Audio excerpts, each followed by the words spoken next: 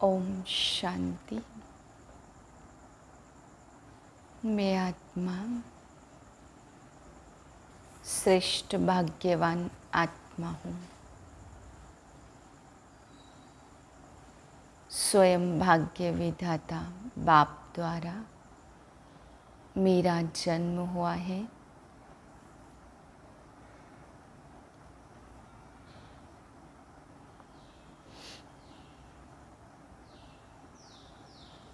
मैं आत्मा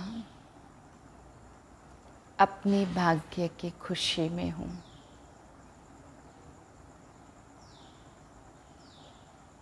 श्रेष्ठ भाग्यवान। ऐसी स्मृति में आज के महावाक्य सुनते हैं।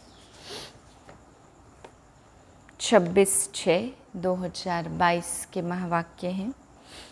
अव्यक्त बाप दादा रिवाइज है 26/10/91 सन की। टॉपिक है तपस्या का प्रत्यक्ष फल खुशी। आज बाप दादा अपने सर्व तपस्वी राज बच्चों को देख रहे हैं। तपस्वी भी हो और राज्य अधिकारी भी हो, इसलिए तपस्वी राज हो। तपस्या अर्थात राज्य अधिकारी बनना। तपस्या राजा बनाती है, तो सभी राजा बने होना। तपस्या का फल क्या बल, तपस्या का बल क्या फल देता है? अधीन से अधिकारी अर्थात राजा बना देता। इसलिए गायन भी है कि तपस्या से राज्य भाग्य प्राप्त होता है। तो भाग्य कितना श्रेष्ठ है। ऐसा भाग्य सारे कल्प में किसी को भी प्राप्त नहीं हो सकता। इतना बड़ा भाग्य है जो भाग्य विधाता को अपना बना दिया। एक एक भाग्य अलग मांगने की आवश्यकता नहीं है। भाग्य विधाता से सर्व भाग्य वर्षे में ले लिया है। वर्षा कभी मांगा नहीं जाता। सर्व भाग्य भाग्य विधाता ने स्वयं ही दिया। तपस्या अर्थात आत्मा कहती है मैं तेरी तू मेरा। इसको ही तपस्या कहते। इसी तपस्या के बल से भाग्य विधाता को अपना बना दिया। भाग्य विधाता बाप भी कहते हैं मैं तेरा। तो कितना श्रेष्ठ भाग्य हो गया। भाग्य के साथ साथ स्वराज्य अभी मिला है। भविष्य विश्व का राज्य स्वराज्य का ही आधार है। इसलिए तपस्वी राज हो। बाप दादा को भी अपने हरेक राज्य अधिकारी बच्चे को देख हर्ष होता है।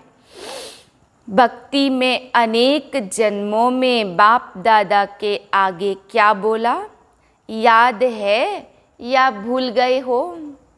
बार बार अपने को मैं गुलाम ही बोला। मैं गुलाम तेरा। बाप कहते मेरे बच्चे और गुलाम।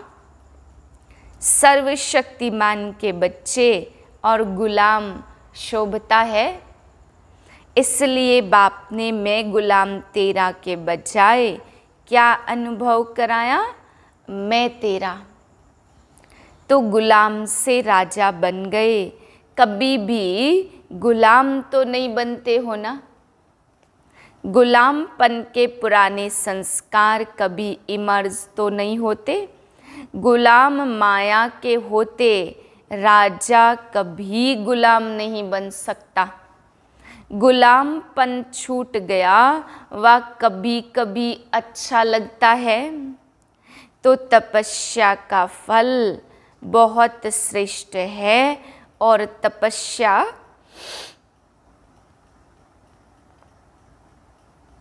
तपस्या क्या करते हो? तपस्या में मेहनत करते हो। बाप दादा ने सुनाया तपस्या क्या है? मौज मनाना। तपस्या अर्थात बहुत सहज नाचना और गाना। बस नाचना गाना सहज होता है व मुश्किल होता, मनोरंजन होता व मेहनत होती है। तो तपस्या में क्या करते हो? तपस्या का प्रत्यक्ष फल है खुशी। तो खुशी में क्या होता? नाचना। तपस्या अर्थात खुशी में नाचना और तपस्या के और अपने आदि अनादि स्वरूप के गुण गाना। तो यह गीत कितना बड़ा और कितना सहज है। इसमें गला ठीक है व ठीक नहीं है, इसकी भी ज़रूरत नहीं है। निरंतर यह गीत गा सकते हो, निरंतर खुशी में नाचते हो। तो तपस्या का अर्थ क्या हुआ? नाचना और गाना कितना सहज है। माथा भारी उनका होता जो छोटी सी गलती करते। ब्राह्मण जीवन में कभी किसका माथा भारी हो नहीं सकता। हॉस्पिटल बनाने वालों का माथा भारी हुआ। ट्रस्टी सामने बैठे हैं ना, माथा भारी है। जब करण करावनहार बाप है तो आपको क्या बोझ है? यह तो निमित्त बनाकर भाग्य बनाने का साधन बना रहे हो। आपकी जिम्मेवारी क्या है? बाप के बजाय अपनी जिम्मेवारी समझ लेते तो माथा भारी हो जाता। बाप सर्वशक्तिमान मेरा साथी है तो क्या भारीपन होगा? छोटी सी गलती करते हो, मेरी जिम्मेवारी समझते हो तो माथा भारी हो जाता। तो ब्राह्मण जीवन ही नाचो गाओ और मौज करो। सेवा चाहे वाचा हो चाहे कर्मणा, यह सेवा भी एक खेल है। सेवा कोई और चीज़ नहीं है। कोई दिमाग के खेल होते, कोई हल्के खेल होते, लेकिन है तो खेल ना। दिमाग के खेल में दिमाग भारी होता है क्या? तो यह सब खेल करते हो तो चाहे कितना भी बड़ा सोचने का काम हो, अटेंशन देने का काम हो, लेकिन मास्टर सर्वशक्तिमान आत्मा के लिए सब खेल है। ऐसे है बात थोड़ा थोड़ा करते करते थक जाते हो। मास्टर मेजॉरिटी अथक बनते हो, लेकिन कभी कभी थोड़ा थक जाते। यही योग का प्रयोग सर्व खजानों को, चाहे समय चाहे संकल्प चाहे ज्ञान व स्थूल तन भी अगर योग के प्रयोग की रीति से प्रयोग करो तो हर खजाना बढ़ता जाएगा। इस तपस्या वर्ष में योग का प्रयोग किया है ना? क्या प्रयोग किया? इस एक एक खजाने का प्रयोग करो। कैसे प्रयोग करो?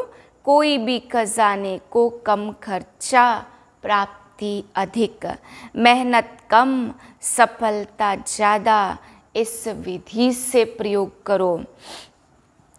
जैसे समय को व संकल्प को उठाओ, यह श्रेष्ठ खजाने हैं। तो संकल्प का खर्च कम हो लेकिन प्राप्ति ज़्यादा हो। जो साधारण व्यक्ति 2-4 मिनट संकल्प चलाने के बाद, सोचने के बाद सफलता या प्राप्ति कर सकता है, वह आप 1-2 सेकंड में कर सकते हो। जिसको साकार में भी ब्रह्मा बाप कहते थे, कम खर्चा बाला नशीन। खर्च कम करो लेकिन प्राप्ति प्राप्ति 100 गुना हो। इससे क्या होगा? जो बचत होगी, चाहे समय की चाहे संकल्प की, तो बचत को औरों की सेवा में लगा सकेंगे। दान पुण्य कौन कर सकता? जिसको धन की बचत होती है। अगर अपने प्रति जितना लगाया, जितना कमाया और खाया, तो दान पुण्य कर नहीं सकेंगे। योग का प्रयोग यही है, कम समय में रिजल्ट ज़्यादा, कम संकल्प से अनुभूति ज़्यादा, तब ही हर खजाना औरों के प्रति यूज़ कर सकेंगे। ऐसे ही वाणी में खर्च कम, सफलता ज़्यादा, कर्म में तब कमाल दिखाई जाती। बाप दादा ने कमाल क्या की? कितने थोड़े समय में देखो क्या से क्या बना दिया। तब तो कहते हो कमाल कर दी, एक का पदम गुना प्राप्ति का अनुभव करते हो। तब कहते हो कमाल कर दिया। जैसे बाप दादा का खजाना प्राप्ति और अनुभूति ज़्यादा कराता, ऐसे आप सब भी योग का प्रयोग करो। सिर्फ यह गीत नहीं है कि बाबा आपने कमाल कर दिया, आप भी तो कमाल करने वाले हो, करते भी हो। लेकिन तपस्या के चलते हुए समय में मेजॉरिटी की रिजल्ट क्या देखी?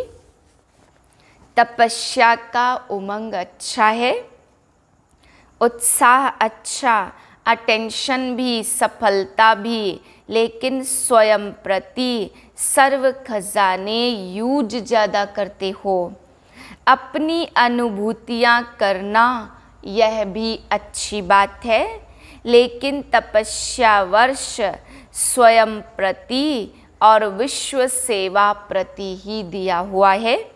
तपस्या के वाइब्रेशंस विश्व में और तीव्र गति से फैलाओ। जो सुनाया कि योग के प्रयोग को और अनुभव की प्रयोगशाला में प्रयोग की गति को बढ़ाओ। वर्तमान समय सर्व आत्माओं को आवश्यकता है आपके शक्तिशाली वाइब्रेशंस द्वारा, वायुमंडल द्वारा परिवर्तन होने की। इसलिए प्रयोग को और बढ़ाओ। सहयोगी बच्चे भी बहुत हैं, यह सहयोग ही योग में बदल जाएगा। एक है सहयोगी स्नेही और दूसरे हैं सहयोगी योगी और तीसरे है निरंतर योगी प्रयोगी। अभी अपने से पूछो मैं कौन? लेकिन बाप दादा को तीनों प्रकार के प्रिय हैं। कई बच्चों के वाइब्रेशन बाप दादा के पास पहुँचे हैं, भिन्न भिन्न प्रकार के वाइब्रेशंस हैं। जानते हो कौन सी बात बाप के पास पहुँची है? इशारे से समझने वाले हो ना। इस तपस्या वर्ष में जो कुछ हो रहा है, इसका कारण क्या? बड़े बड़े प्रोजेक्ट कर रहे हो, इसका कारण क्या? कोई समझते हैं यही तपस्या का फल है, कोई समझते तपस्या वर्ष में यह क्यों? दोनों वाइब्रेशंस आते, लेकिन समय की तीव्र गति और तपस्या के वाइब्रेशन से आवश्यकता का पूर्ण होना, यह तपस्या के बल का फल है। फल तो खाना पड़ेगा ना, यह ड्रामा दिखाता है। तपस्या सर्व आवश्यकताओं को समय पर सहज पूर्ण कर सकती है। समझा? क्वेश्चन नहीं उठ सकता यह क्यों हो रहे हैं। तपस्या अर्थात सफलता सहज अनुभूति हो। आगे चलकर असंभव कैसे सहज संभव होता, यह अनुभव ज़्यादा से ज़्यादा करते रहेंगे। विघ्नों का आना यह भी ड्रामा में आदि से अंत तक नूद है। यह विघ्न भी असंभव से संभव की अनुभूति कराते, और आप सभी तो अनुभवी हो ही गए हो, इसलिए विघ्न भी खेल लगता। जैसे फुटबॉल का खेल करते हो तो क्या करते हो, बॉल आता है तभी तो ठोकर लगाते हो। अगर बॉल ही न आए तो ठोकर कैसे लगाएंगे, खेल कैसे होगा। यह भी फुटबॉल का खेल है। खेल खेलने में मज़ा आता है ना, या मूझते हो, कोशिश करते हो ना कि बाल मेरे पाँव में आए और मैं लगाऊं।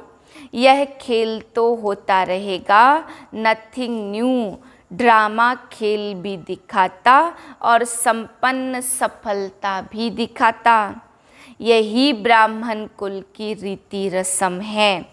अच्छा, इस ग्रुप को बहुत चांस मिले हैं किसी भी कार्य के निमित्त बनना, किसी भी प्रकार की विधि से निमित्त बनना, अर्थात चांस लेने वाले चांसलर बनना। आज के विश्व में संपत्ति वाले तो बहुत हैं, लेकिन आपके पास सबसे बड़ी संपत्ति कौन सी है जो दुनिया वालों के पास नहीं है, और उसी की आवश्यकता संपत्ति वालों को भी है तो गरीब को भी है। वह कौन सी संपत्ति है, सबसे बड़ी आवश्यक संपत्ति है सिंपैथी। चाहे गरीब चाहे धनवान, लेकिन आज सिंपैथी नहीं है, सिंपैथी ही संपत्ति सबसे बड़ी है। और कुछ नहीं दो, लेकिन सिंपैथी से सबको संतुष्ट कर सकते हो। और आपकी सिंपैथी ईश्वरीय परिवार के नाते से सिंपैथी है, अल्पकाल की सिंपैथी नहीं। पारिवारिक सिंपैथी सबसे बड़ी सिंपैथी है, और यह सबको आवश्यक है और आप सबको दे सकते हो। रूहानी सिंपैथी तन मन और धन की भी पूर्ति कर सकती है। अच्छा, इस पर फिर सुनाएंगे। चारों ओर के तपस्वी राज श्रेष्ठ आत्माएं सदा योग के प्रयोग द्वारा कम खर्च सफलता का श्रेष्ठ अनुभव करने वाले, सदा मैं तेरा तू मेरा इस तपस्या में मगन रहने वाले, सदा हर समय तपस्या के द्वारा खुशी में नाचने और बाप के गुण और अपने गुण गाने वाले, ऐसे देश विदेश के सर्वस्मृति स्वरूप बच्चों को बाप दादा का याद प्यार और नमस्ते। हम रूहानी बच्चों की रूहानी बाप को नमस्ते। वरदान है अपने चलन और चेहरे द्वारा भाग्य की लकीर दिखाने वाले श्रेष्ठ भाग्यवान भव।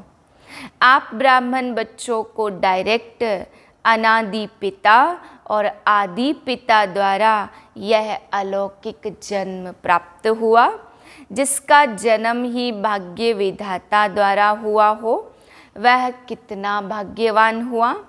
अपने श्रेष्ठ भाग्य को सदा स्मृति में रखते हुए हर्षित रहो। हर समय चलन और चेहरे में यह स्मृति स्वरूप प्रत्यक्ष रूप में स्वयं को भी अनुभव हो और दूसरों को भी दिखाई दे। आपके मस्तक के बीच यह भाग्य की लकीर चमकती हुई दिखाई दे, तब कहेंगे श्रेष्ठ भाग्यवान आत्मा। स्लोगन है, योगी तू आत्मा वह है जो अंतर्मुखी बन लाइट माइट रूप का अनुभव करता है। ओम शांति।